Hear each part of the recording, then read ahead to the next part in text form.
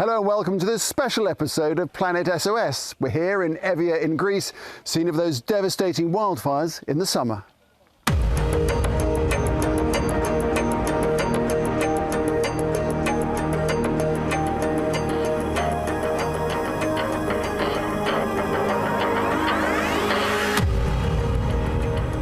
In what was a catastrophic year of extreme weather worldwide, we look ahead to COP26, that crucial UN climate summit in Glasgow in Scotland, which is taking place next week.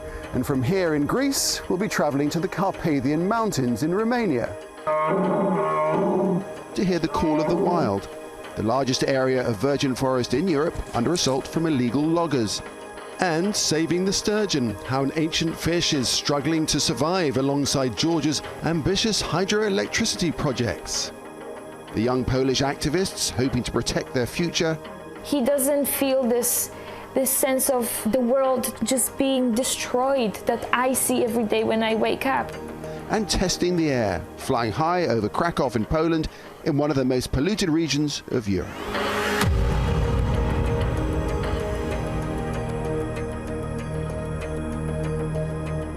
But first, typically UN climate summits do not attract the attention of the world at large, but this one has, and primarily it's because of the extreme weather events we've been seeing this year.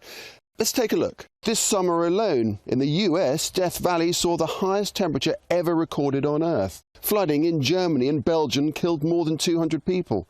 More flooding in China, with passengers trapped on subway trains. And wildfires raged in the US, Canada and Siberia.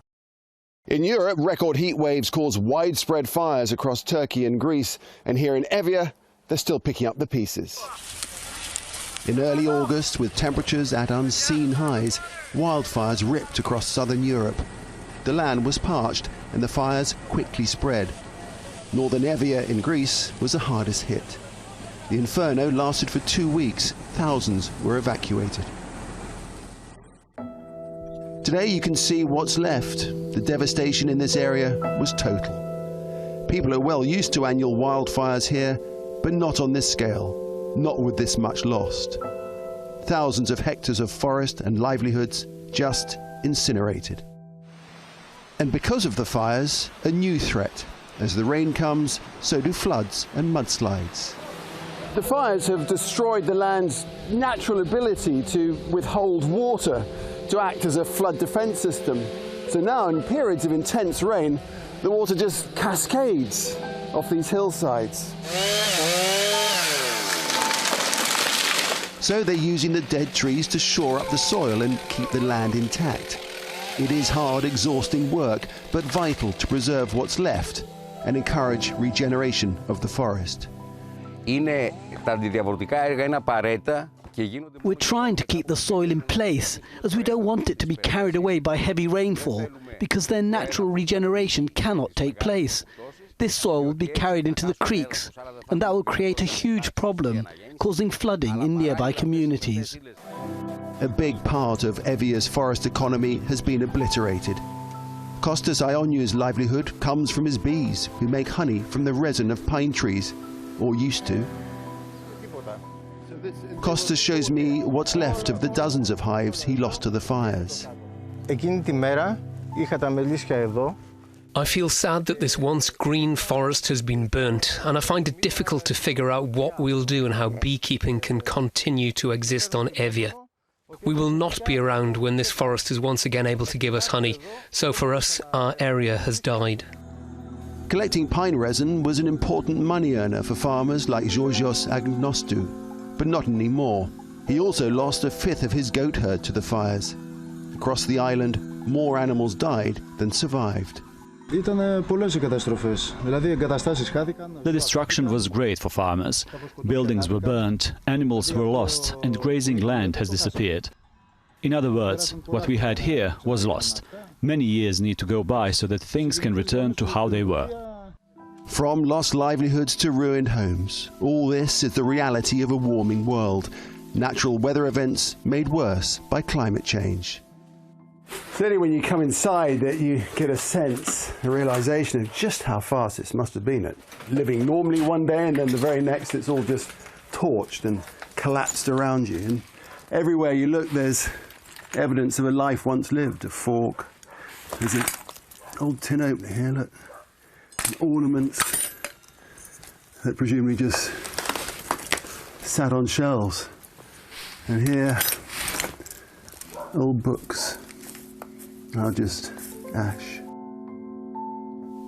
This has been a seismic event that has changed lives, perhaps for a generation.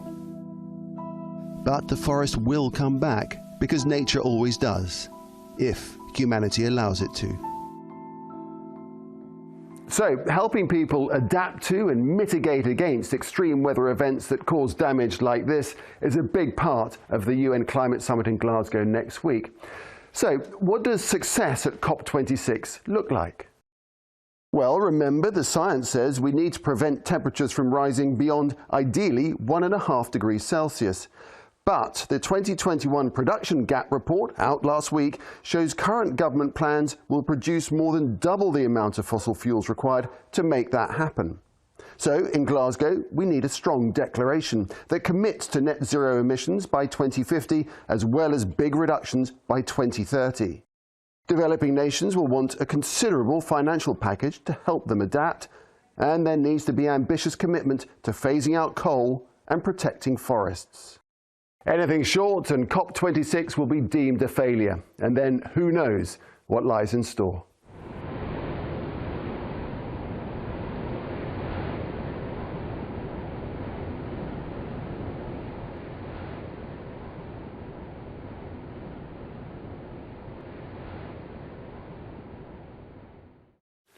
So, a major focus at COP26 will be an attempt to set goals to end deforestation.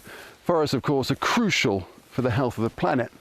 And we've come here to the Carpathian Mountains in Romania, which is home to one of the largest remnants of virgin forest in Europe, but which is also under devastating assault from illegal logging. Autumn carpets the hillsides, the multi-hued canopy marking the seasonal change of millennia. Ancient original forests sweeping across the Carpathian Mountains in Eastern Europe. It's been here since the Ice Age, a mosaic of habitats, rich in life and sheer natural value. If the Amazon rainforest is the lungs of the world, then the forests of the Carpathian Mountains are the lungs of Europe. They suck the CO2 out of the atmosphere and put oxygen back into it. They regulate the water system. There's a vast array of life here. In fact, the forests of the world are the most biodiverse ecosystems on the planet. But in this once pristine environment, life is being squeezed out by the so-called timber mafia. Trees are being extracted illegally on an unprecedented scale by criminal gangs, and the locals who fight against it pay the price. Beatings are frequent, but people are murdered too. 6 forest rangers have been killed in the last few years, leading to recent protests in the capital, Bucharest. Forester Horia Petrus mimics the call of a red stag. We are slowly going upwards. He tells me there used to be 50 or 60 in this area alone. But now it seems there are none. And this is why. This area was illegally logged 10 years ago, and it ripped apart the ecosystem. Where trees once stood for thousands of years in their abundant biodiversity, a decade on, it's all but a lifeless patchwork. You can see this kind of devastation from the moon. On the satellite maps you can see everything. It's impossible to believe that they didn't know. They know, and they encourage, and they took a lot of money. Horia says it's clear who's to blame. The politicians. Any good forester and a professional that does studies and grew up into the forest and know what forestry means can blame only the politicians.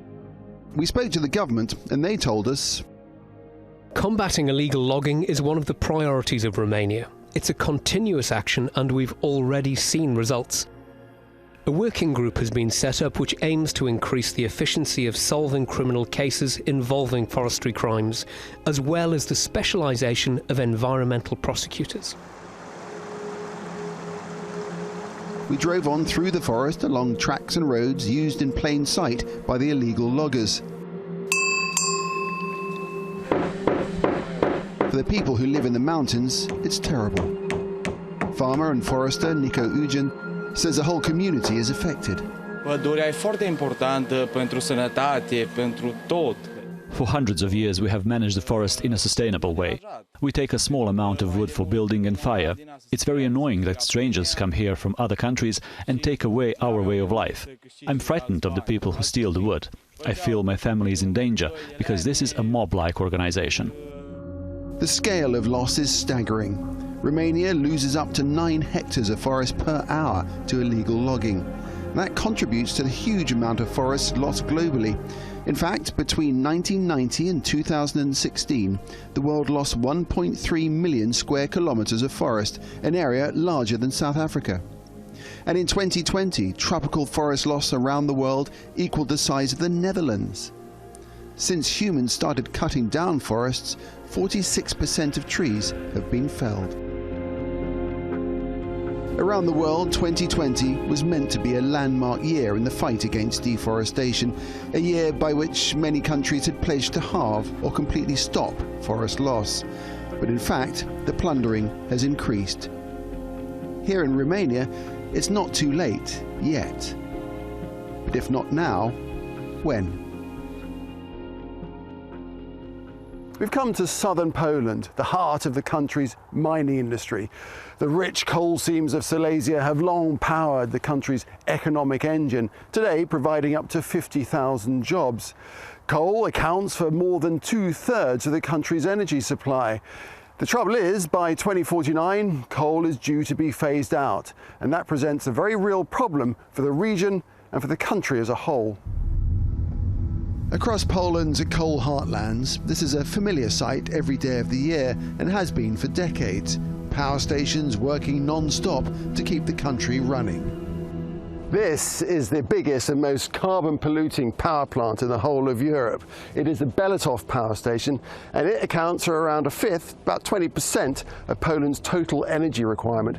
And it's fueled by this colossal open-pit mine we can see in front of us here. And it employs nearly 10,000 people. But everyone across the industry is deeply worried about the future, as the transition to renewables means coal should be phased out entirely by 2049 at the latest. So the question is, what happens to the miners? I met with mining trade union officer Georgi Hubka, who worked in the pits for 43 years. He took me deep down a decommissioned mine, which has more than 40 kilometers of underground tunnels, and told me miners have worked the coal faces here since the early 1800s. But now, as the industry winds down, the 21st century miners feel let down by the government. Ja się zastanawiałem chwilę I powiedziałem bardzo prosto. I understand changes taking place in the mining industry are necessary, but those changes have to put people first. There must be a just and fair transition securing their existence. The mining industry has long served as a lift to our economy, and today mining is being considered as something bad and problematic. For the government, the green transition is a huge challenge. It admitted to Al Jazeera it's unlikely to hit the 2050 carbon neutral target agreed by the EU.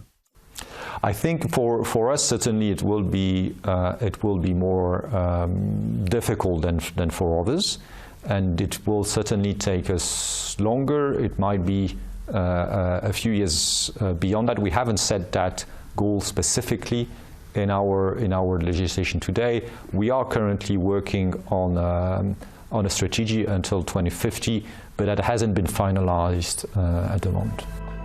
That stance certainly does not make the forthcoming UN climate negotiations in Glasgow any easier, with their focus on the phasing out of coal. And bad news too, because from a health perspective, the green transition cannot come soon enough.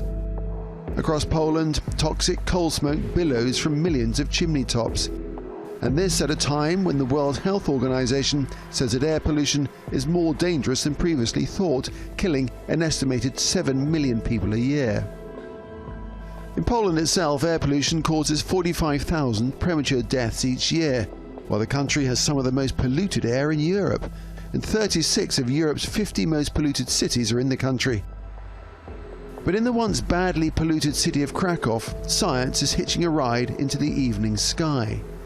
Every time this sightseeing balloon goes up, onboard sensors send air pollution measurements down. In 2019, city authorities banned the burning of fossil fuels within city limits, and the effects have been immediate. We see a great change in the city.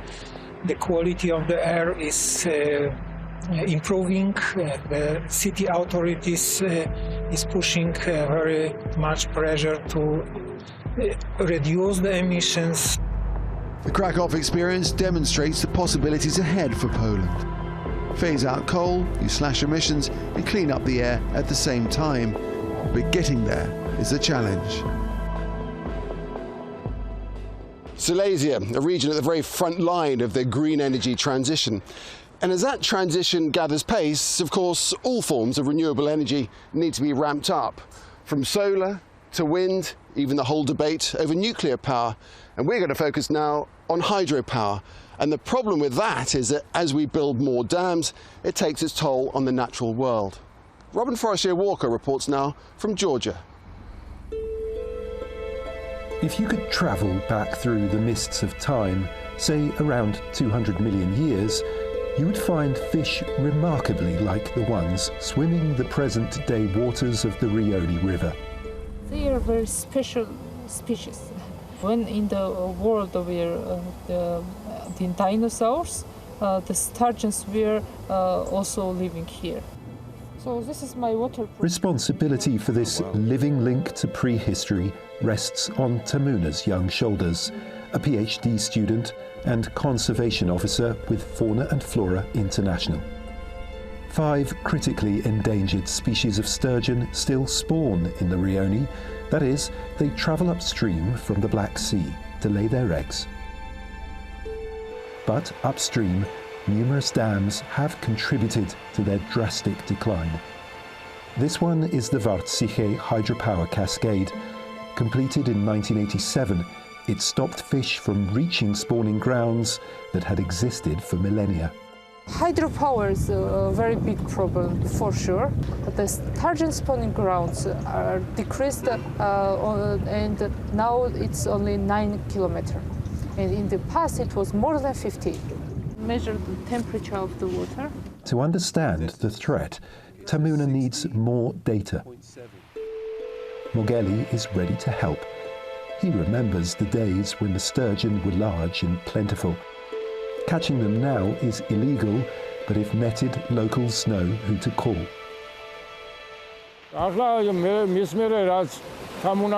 We keep it alive, put it in a basket, and wait for Tamuna or the others. They'll come, take a sample, and let them go. The fish are released back into the river. That's delivering results. One species thought to be extinct has been rediscovered, the so-called ship sturgeon. But DNA analysis also has revealed a worrying trend: hybrid individuals, which can no longer reproduce.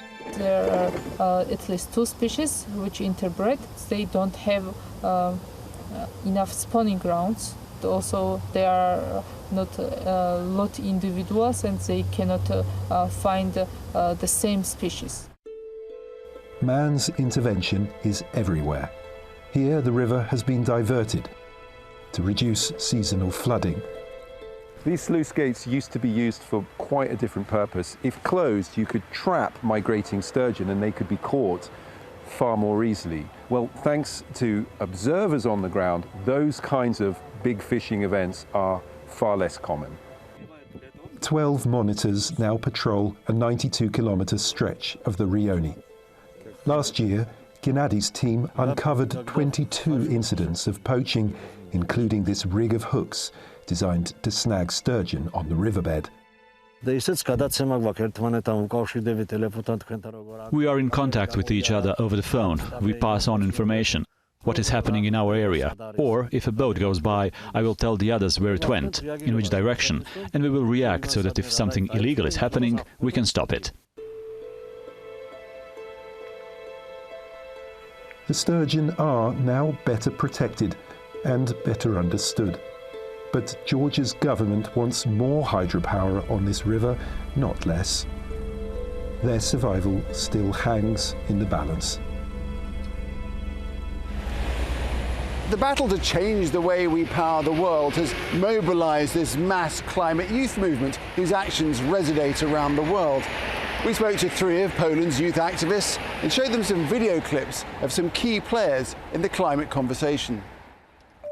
My name is Dominika, I'm 19 years old, and I got into climate activism at the beginning of the pandemic because I just wanted to be the solution to all the crises that we're facing. Hi, my name is Lucia, I am 16 and I joined the climate movement 2 years ago. I'm Mikołaj, I'm 19 years old and I'm in climate movement for about 3 years. There are further rises in temperatures that are already baked in. And my friends, baked is the word. If we keep on the current track, then the temperatures will go up by 2.7 degrees or more by the end of the century. And never mind what that will do to the ice floes, dissolving like ice in your martini here in New York. When I hear this, I feel no hope. To me, Boris Johnson, just as his fellow prime ministers, presidents across the world, they are detached from the reality and do not treat the crisis that we're facing seriously. He meets with so many people and then he makes jokes about how the glaciers will melt like ice in martini. I mean, that's just absurd. Nosso empenho é grande. Our commitment to fighting fires and deforestation is strong. We've recently recorded a 28% decrease in deforestation and burning in the region. But even then, we're criticised.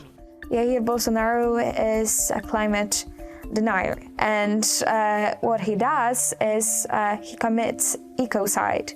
And he lies straight into our faces.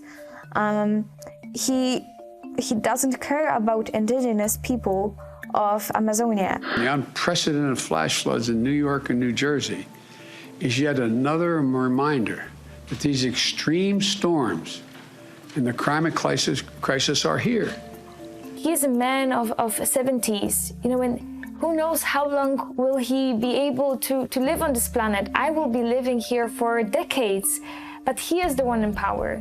And he doesn't feel the fear that I feel. He doesn't feel this sense of, you know, the world just being destroyed that I see every day when I wake up. When climate crisis came to them, when climate crisis started to threaten their homes, like their country, now they're starting to treat it seriously, when for a lot of years climate crisis was a reality for billions of people in the global south. There is no planet B. There is no planet blah, blah, blah, blah, blah, blah, blah. I think the blah, blah, blah sums up a lot. I think it's 100% representation of what the politicians across our country, but across the world, are giving us at the moment. It's just blah, blah, blah. It's emptiness. It's nothing. She was just so sarcastic at the beginning, and I quite like that because she played the same game as our politicians do. And when she said blah, blah, blah, that was what I hear when politicians say something about climate. For me, COP26 is very important because we don't have any more time for other 25 COPs like this. Is there any hope for COP? I think yes, because there will be a lot of people from our climate movement, and I just can't wait to feel the power of the people. As long as they will be sticking to those fairy tales, we will not see climate action that we have the right to see and that we demand from the world leaders. We will not see justice being implemented. We will not see climate being treated seriously. The only hope I see is in the movement and the people that treat this whole situation with the severity that it deserves. The youth movement very much driving the impetus for global change. Well, that's it for this episode of Planet SOS. Next stop, that crucial climate summit in Glasgow. As we've seen, there's a great deal at stake, from extreme weather to water shortages to destruction of the environment to air pollution. The science tells us this is a fundamental moment for the nations of the world, a last chance, perhaps, to pull out of this headlong dive into the climate crisis that's altering the very nature of the world we live in.